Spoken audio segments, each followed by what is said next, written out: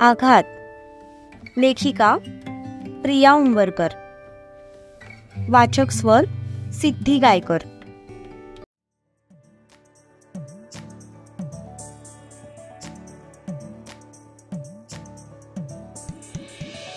आज पाटीलवाडा तिन्ही सुनांच्या स्वागतासाठी सज्ज झाला होता. थोड्याच वेळात एका मागोमाग एक ब्लॅक आणि काही व्हाईट कलरच्या गाड्या वाड्यासमोर येऊन थांबल्या.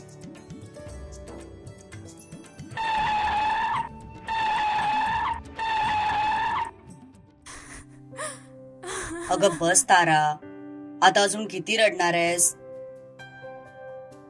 शिवाने शेजारी बसलेल्या ताराला विचारलं. तिचं अजूनही हुंदके देणं सुरू होतं. काही वेळापूर्वीच तिची रीतसर पाठवणी झाली होती.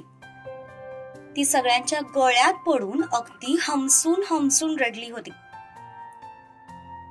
मुलगी कितीही खंबीर असली तरी स्वतःचं हक्काचं घर सोडून परक्याच्या घरी जाताना माणूस हा हळवा होतोच. मी आता काय मुद्दामून रडते का? येतंय माझ्या डोळ्यातून पाणी. तिने रुमालाने डोळे पुसले. यावर मात्र शिवा काही बोलला नाही. शांत बसून राहिला. कारण तिच्या डोळ्यातलं पाणी बघून तो सुद्धा थोडा इमोशनल झाला होता. त्याला कुणाच्याही डोळ्यात पाणी आलेलं आवडत नव्हतं. त्या बाबतीत तो थोडा इमोशनल होता.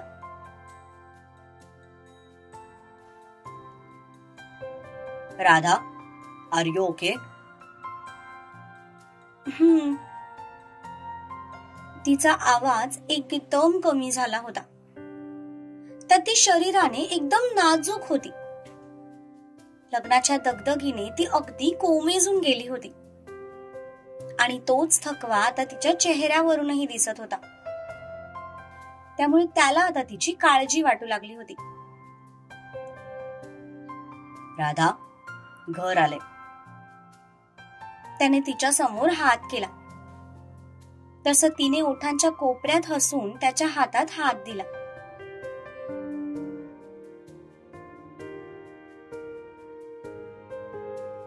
एंजल, सत्यजितने आवाज दिला.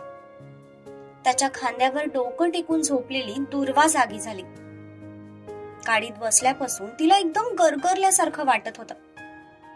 कदाचित वेळेवर जेवण न केल्यामुळे आपल्याला असं होत असेल असं तिला वाटलं. अचानक डोळ्यासमोर अंधारी येऊ लागल्यामुळे गाडीत बसल्यावर तिने लगेच त्याच्या खांद्यावर डोकं ठेवलं. त्याने पण तिला जवळ घेतलं. पूर्ण रस्ता ती त्याला बिलगून झोपली होती. घरी येताच त्याने तिला आवाज दिला. तशी ती उठली. एंजल, आपण घरी आलोय. तशी ती लगेच त्याच्यापासून बाजूला झाली. तिला थोडा थकवा जाणवत होता, पण चेहऱ्यावर तसं तिने काही दाखवलं नाही. कारण आपलं थोडं काही दुखलं तरी सगळे घर डोक्यावर घेतात हे आता तिलाही माहीत झालं होतं. त्यामुळे तिने चेहरा एकदम नॉर्मल ठेवला.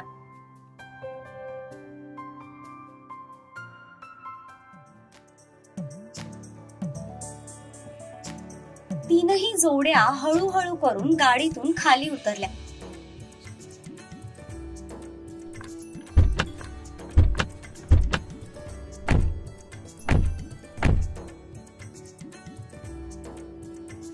एक गाडी आधीच नव्या वधूंच्या स्वागतासाठी पुढे आली होती. तीनही सुनांच्या स्वागताची अगदी जोरदार तयारी केली गेली होती. तीनही जोड्या खाली उतरतात संपत काकांनी इशारा केला. तसं ढोलवाल्यांनी ढोल वाजवायला सुरुवात केली. आकाशात उंच उंच आतिषबाजी झाली.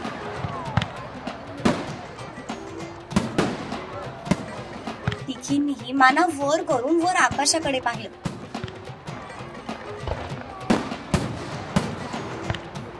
तर पूर्ण आकाश आतिषबाजीने उजळून गेलं होतं. ते दृश्य बघून थोड्या वेळासाठी का होईना त्या तिघीही आपापलं दुःख आणि थकवा सगळं काही विसरून गेल्या होत्या. त्यांच्या चेहऱ्यावर आनंद पसरला.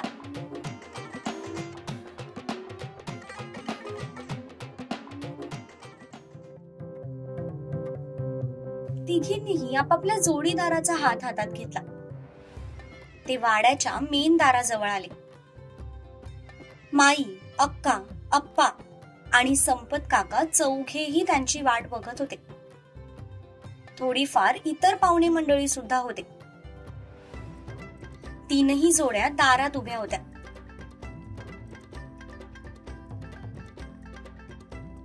माई, लग्न जरी आमचं आधी झालं असलं तरी मला वाटतं गृहप्रवेशाला आपण खालून वर सुरुवात करूया. तू आधी सूर्या आणि राधाला ओवाळ. नाही, आधी आपला गृहप्रवेश होऊ द्या. दुर्वाच्या अशा बोलण्यावर सगळे तिच्या तोंडाकडे बघू लागले. कधी नव्हे ते सत्यजितच्या पण कपाळावर आठ्या पसरल्या.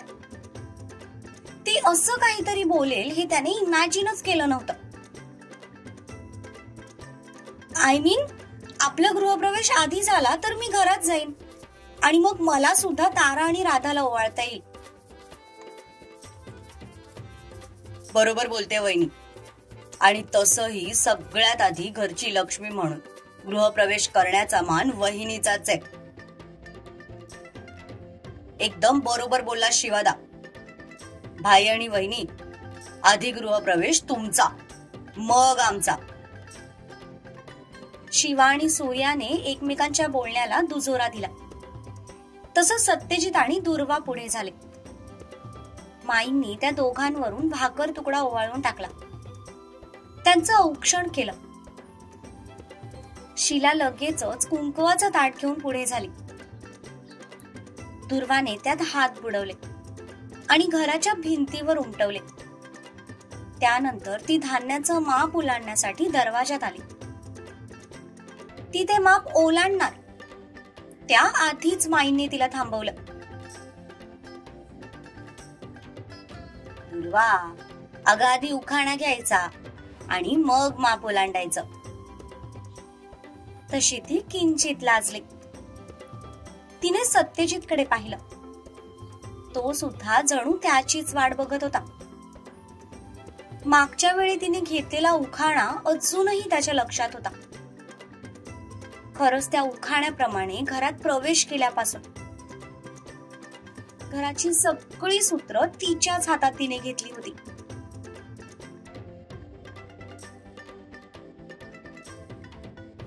पदस्पर्शाने ओलांडते उंबऱ्यावरील माप. पदस्पर्शाने ओलांडते उंबऱ्यावरील माप. सत्यजितरावांची सौभाग्यवती म्हणून गृहप्रवेश करते आज.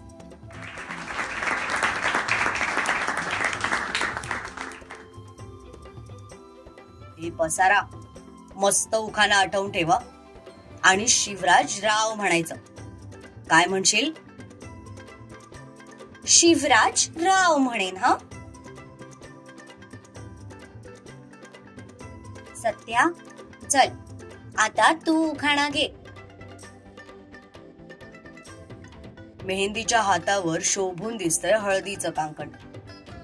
मेहंदीच्या हातावर शोभून दिसतंय हळदीचं कांकण. दुर्वाच्या येण्याने आनंदाने भरलंय या घराचं अंगण. त्याने उखाणा घेतला. तसे सगळे आश्चर्यचकित तोंडाने त्याच्याकडे बघू लागले. सगळ्यांनाच त्याचा उखाणा जबरदस्त आवडला होता.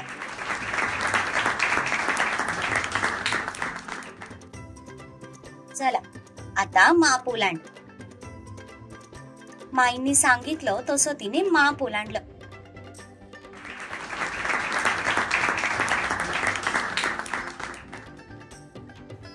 पुन्हा एकदा लक्ष्मीच्या पावलाने पाटील वाड्यात तिचा गृहप्रवेश झाला.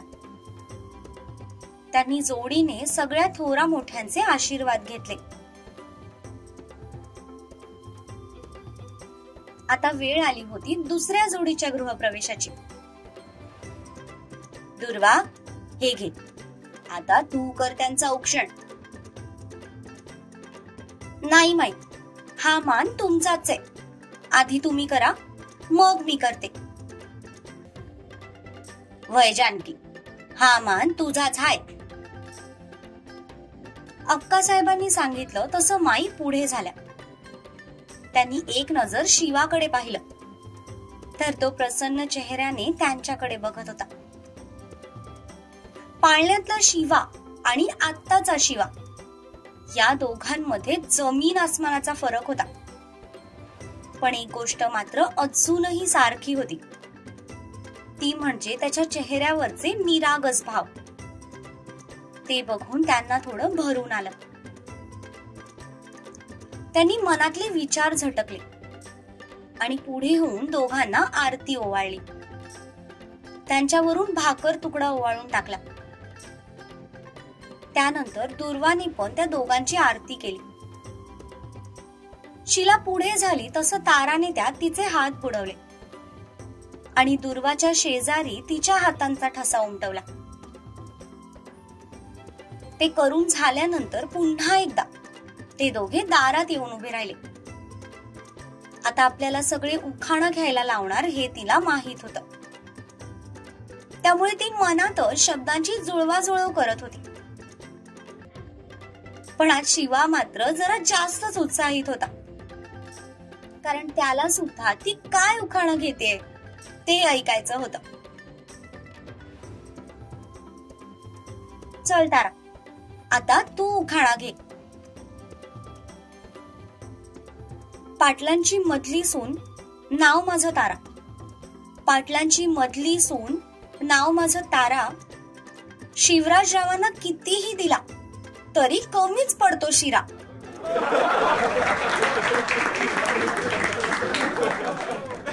अरे हसताय काय? खरं तेच बोललीये ती. तारा आणि शिरामध्ये मला जर काही निवडायचंच असेल तर मी आधी शिऱ्यालाच निवडेन.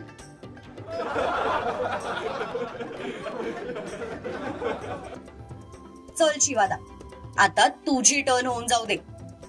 मस्त एक जबरदस्त उखाणा घे. शिवाने थोडा विचार केला. मनातच शब्दांची जुळवाजुळव करू लागला. अरे किती येळ, घे की पटकन उखाणा. थांबा हो काका, थोडा विचार तर करू द्या. आकाशात उडतोय पक्ष्यांचा थवा. नीट ऐका बरं. आकाशात उडतोय पक्ष्यांचा थवा. ताराबाई, मला फार काही नाही, फक्त रोज एक पातेलभर शिरा हवा.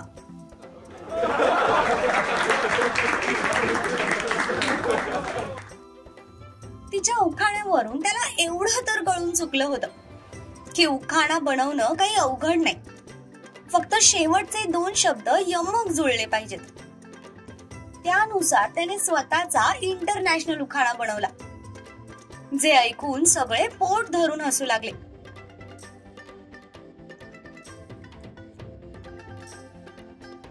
पुन्हा एकदा धान्याचं माप उंबऱ्यावर ठेवलं गेलं. ताराने ते माप ओलांडलं आणि लक्ष्मीच्या पावलाने तिने सुद्धा पाटीलवाड्यात प्रवेश केला.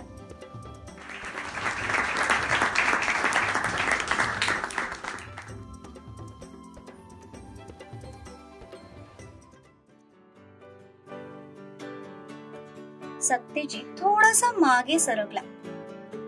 त्याने सगळ्यांवर नजर फिरवली. त्याच्या डोळ्यात किंचित पाणी जमा झालं,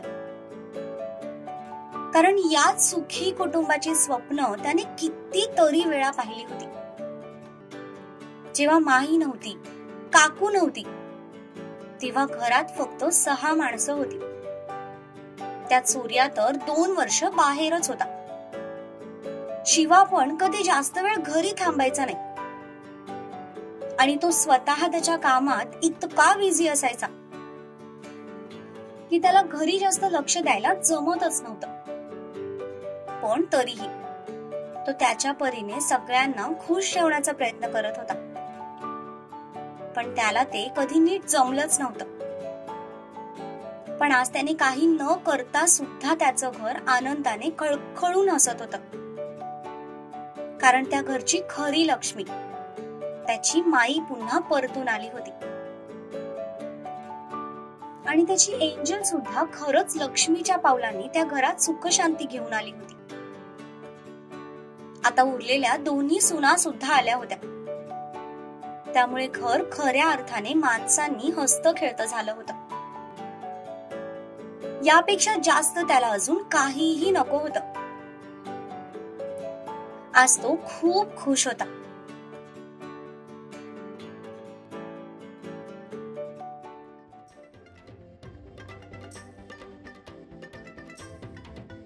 चला धाकल्या पाटलीन बाई, वा आता पुढे. माईंनी त्या जोडीवरून सुद्धा भाकर तुकडा ओवाळून टाकला. त्यांची आरती ओवाळली. त्यानंतर दुर्वा आणि ताराने सुद्धा त्या दोघांची आरती ओवाळली. शीलाने कुंकुवाचं ताट पुढे केलं. तसं राधाने त्यात तिचे हात बुडवले आणि ताराच्या पलीकडून तिच्या हातांचा ठसा उमटवला. घराची भिंत तिन्ही सुनांच्या हातांच्या ठशांनी उजळून निघाली होती.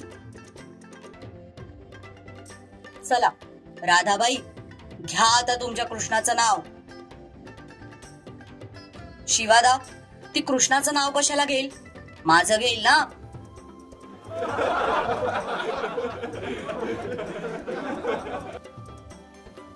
अरे येड्या, आता तूच तिचा कृष्ण आहेस ना. हा मग चालेल, घे ग माझं नाव. सप्तपदी चालून मिळाला मला सौभाग्याचा आहेर. सप्तपदी चालून मिळाला मला सौभाग्याचा आहेर. सूर्यजित रावांसाठी आज सोडून आले मी माहेर.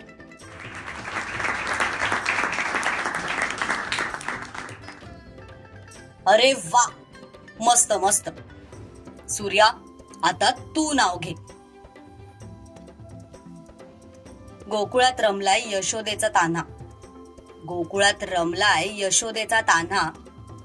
तू माझी राधा आणि मी तुझा कान्हा.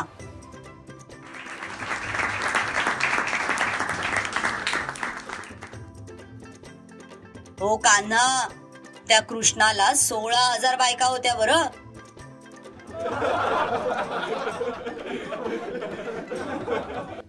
शिवा पुन्हा मध्ये पचकला. तसं सूर्याने नजर रोखून त्याच्याकडे पाहिलं. दोघांची अशी मस्करी चालू असते हे इतरांना माहीत असल्यामुळे बाकी कोणी त्यांचं बोलणं इतकं मनावर घेतलं नाही. राधा, तारा, तुम्ही दोघीही आता या दोघांच्या अशा वागण्याची सवय करून घ्या. म्हणायला फक्त शरीराने वाढलेत, पण भांडणं अजूनही लहान मुलांसारखीच करतात. राधा, चल आता माप ओलांड. माईंनी सांगितलं तसं तिने माप ओलांडलं आणि तिने सुद्धा पाटलांची सून म्हणून घरात गृहप्रवेश केला.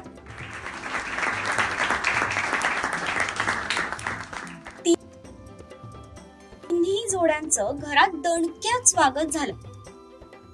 त्यानंतर लग्नानंतरचे थोडेफार खेळ खेळले गेले. सत्यजितने तर सुरुवातीपासूनच त्याच्या एंजल समोर हार पत्करली होती. सूर्याने पण राधाचा सुकलेला चेहरा बघता नंतरच्या दोन्ही गेम्स मध्ये हार स्वीकारली. पण आपल्या शिव ताराची मात्र फुल ऑन टशन सुरू होती. दोघातून कोणीच माघार घ्यायला तयार नव्हतं. पण त्यांच्यातलं कॉम्पिटिशन खऱ्या अर्थाने फेअर झालं. तिन्ही मधले दोन्ही राऊंड तारा जिंकली आणि एक शिवा. सो तारा तिच्या स्वबळावर जिंकली असं म्हणायला हरकत नाही. त्यानंतर सर्वजण फ्रेश झाले.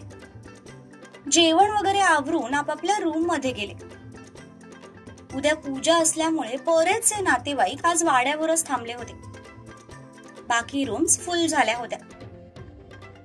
सत्यजित त्याच्याच रूम मध्ये होता, तर सूर्या आज शिवाच्या रूम मध्ये झोपणार होता. सूर्याची रूम आजच्या रात्रीसाठी त्या तिघींना वापरायला दिली होती.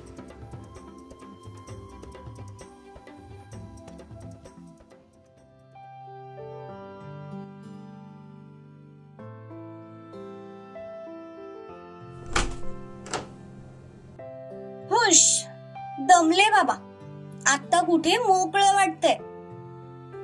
तारा वॉशरूम मधून बाहेर आली होती. नाईट ड्रेस घातल्यावर तिला आता थोडं मोकळं वाटू लागलं होतं. बाहेर आल्या आल्या तिने बेडवर अंग टाकून दिलं.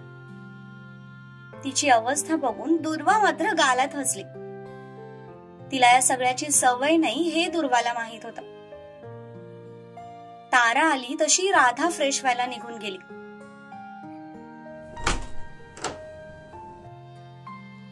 ताई, एक प्रश्न विचारू? तारा उठून बसली तेव्हा दुर्वा एक एक करून गळ्यातले दागिने काढत होती. हो, विचार ना. तुम्ही असं नेहमी साडीत वावरता, ते कसं सहन होतं तुम्हाला? इथे एकाच दिवसात माझ्या कमरेची आणि पायांची वाढ लागली. चालताना कितीतरी वेळा भीती लागून राहते की आपण पाय गुंतून तोंडावर पडू की काय.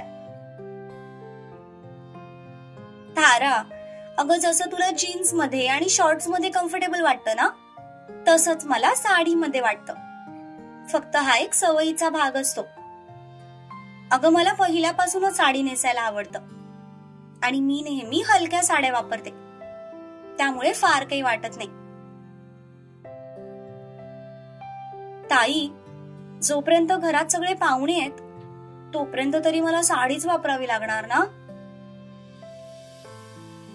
हो, फक्त थोडे दिवस.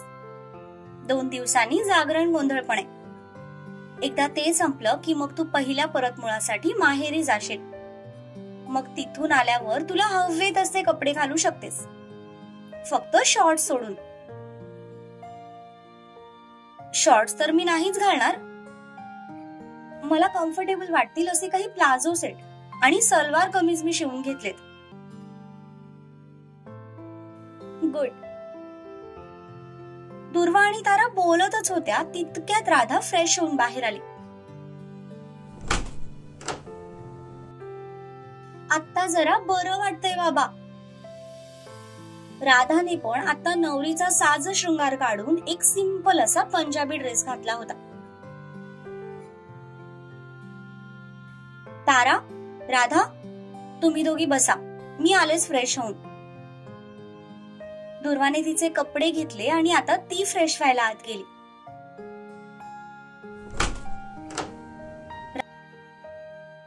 राधा, ही सूर्याची रूम आहे ना?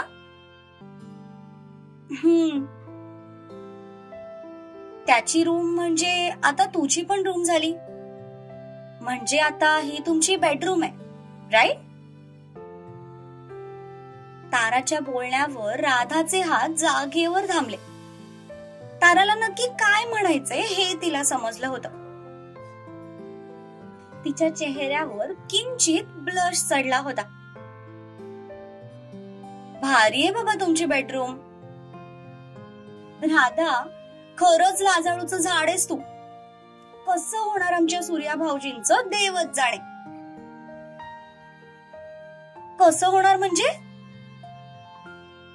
अगं राधा, उद्या सकाळी पूजा आहे आणि मी असं ऐकलंय की पूजेनंतर आपण आपापल्या बेडरूम्स मध्ये शिफ्ट होणार.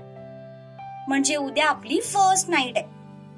आणि तू जर अशीच लाजत राहिलीस तर बिचाऱ्या त्या सूर्याचं कसं होणार याची मला आत्तापासूनच चिंता लागून राहिली. आता भीती तर वाटणारच ना. तुला नाही वाटत आहे का भीती? भीती अशी नाही ग राधा, पण मी थोडीशी नर्वस आहे.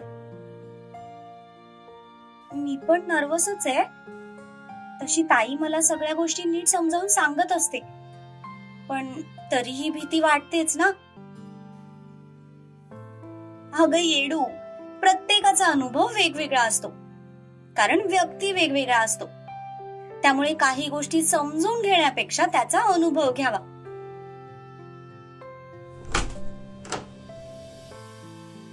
कसल्या अनुभवाबद्दल बोलताय तुम्ही दोघी?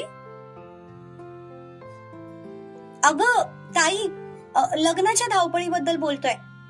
खूपच थकल्यासारखं झालंय ना. त्यात उद्या पूजा आहे, सकाळी लवकर उठावं लागणार ना.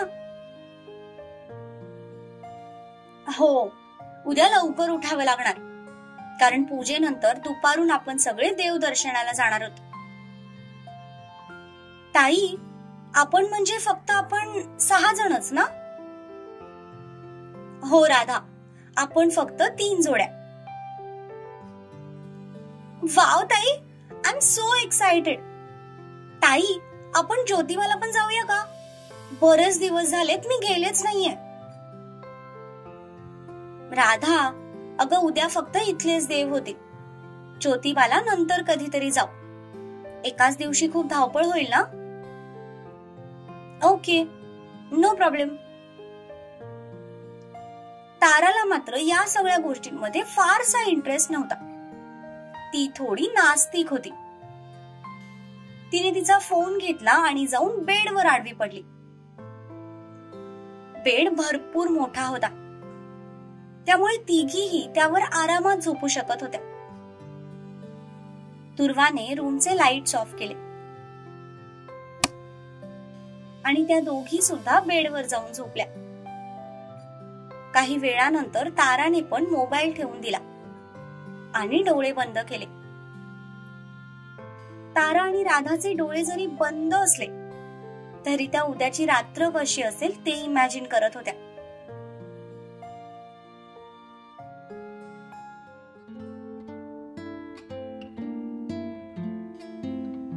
इथे दुर्वा मात्र वेगळाच विचार करत होती. या महिन्याची तिची तारीख मिस झाली होती. त्यात कालपासून तिला थोडं गरगरल्यासारखं वाटत होतं, पण तिने ते कोणालाही कळू दिलं नव्हतं. देवा, मी जो विचार करते ना तसंच असू देत, प्लीज प्लीज. ती मनातच देवाला साकडं घालत होती. पण या बाबतीत तिला फार शुअरिटी नव्हती, कारण तिला फक्त चक्कर येत होती. मळमळ किंवा उलटी वगैरे असा अजून काही त्रास नव्हता. त्यामुळे ती अजूनही काहीच खात्रीने सांगू शकत नव्हती.